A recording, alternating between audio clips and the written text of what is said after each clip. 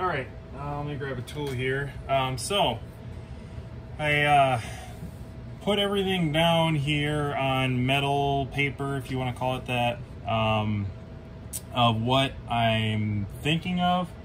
I changed up this cover on how I want to lay everything out. This was the old one right here. I like having the Arduino over as far over to one side now that I realize that I only need the USB output and then everything else will be powered inside. And then I just have this breadboard here and the relay here, and I'll go over everything here to kind of explain what you see, because this might be intimidating to some people. It would be intimidating to me if I didn't know how it was set up, and this will probably change again, but this is the idea, so let me go over it. The Arduino Uno, a fake Arduino Uno, I plan on having this powered using this voltage regulator that's sitting up here. It's not soldered in, it's just hanging there right now. But what it'll do is it's actually it'll use the power and ignition 12 volt to power on. Obviously you don't want it on when the car's off, but when you turn ignition on, ignition power from the PCM will kick off the Arduino. It'll run through here. And this is actually an adjustable one. You probably can't see it. I'll put my hand behind it here.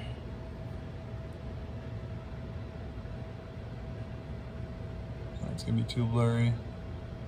But there's little points on here that you can solder. You just put a dab of solder on. This voltage regulator will take 4.5 to 24. I know like the legit Arduino Unos are ranked 17, so I'm not really positive what it actually would regulate it to if you were to hook it up to the car, since, you know, when the alternator kicks on, sometimes you're running, you know, 15, 16 volts, and I don't trust that, so I'd like to have one that can run up to 24, basically double, and then I will put a dab of solder on the 5 volt portion, and what that'll do is it'll regulate it, max of 3 amps, which is plenty for this little tiny setup here. That goes into a breadboard, which just makes everything connecting in a lot easier.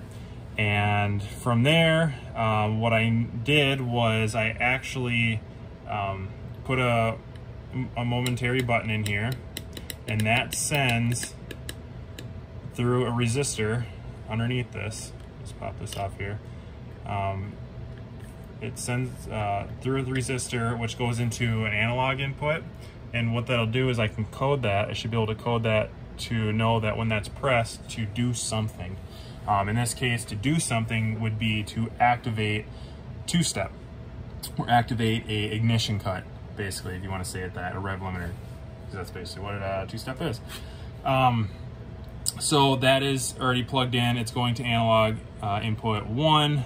This one is actually just going to relay for right now. And that's what this is. This is a single channel high or low trigger relay.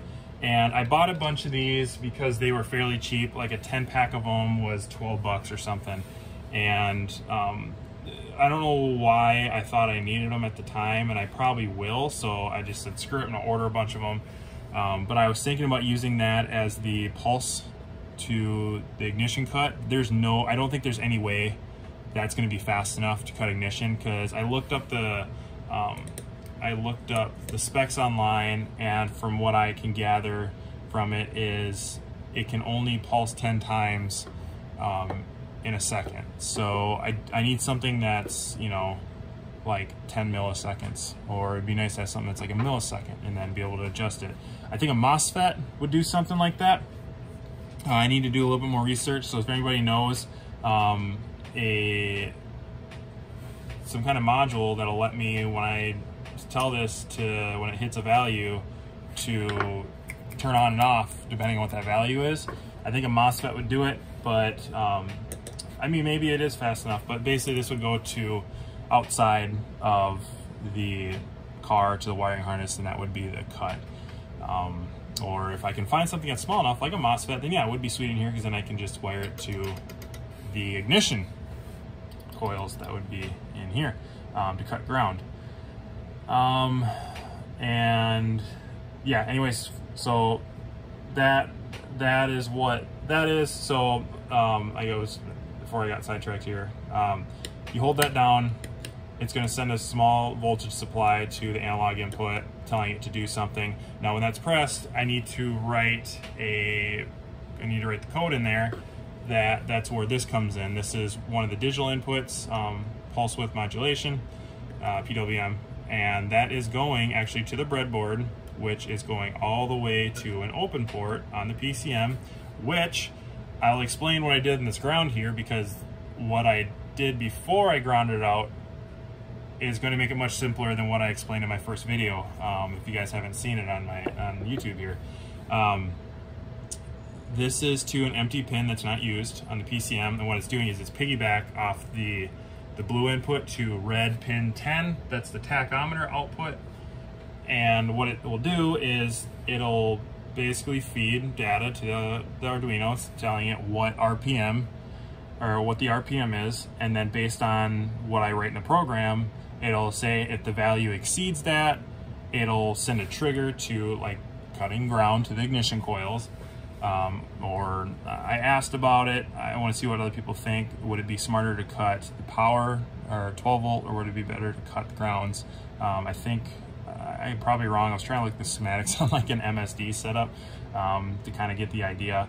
But I think what I'll do is I'll just cut the ground. That'll make it a little bit easier. But it'll read that information. I want to set the value to like 3,000 RPM for my case. I just have a stock torque converter, 4LED torque converter, stock cam, stock 5.3 LM4, and a twin turbo vet. I don't need high. I don't need a two-step that's really high. Just enough to spool the turbos, because they're pretty much gonna be spooled slightly before 3,000 anyway. So it'll probably be around 2,800, 3,000. But set like say 3,000. It'll read the tach output. It hits over 3,000, it cuts power, the coils, goes below 3,000, it re-engages it, as long as you hold down this button. You obviously don't hold it down, it won't be activated, be disabled, and then when you hold it down, it'll be activated. And that's typically what a two-step is. Just keeps the injectors going, unburnt fuel, spools turbos, and away you go. But what I did before I wasn't thinking, this all was just kind of coming up real quick. I said that the easiest pin leads to get to on the internal part is these front ones, which is blue 41 to blue 80. That is correct, but if you look, oh, look at that. You can get everything to the back side of the board, and that's what I did in this ground. So in turns, you shouldn't need to do anything in the wiring harness. I mean, you could, if you were to do something like this. Eventually I wanted to get this working, and then I'm just going to dump all the information and parts, and like, here you go, you do it yourself. I could also do it for you too, if it works. Again, side project.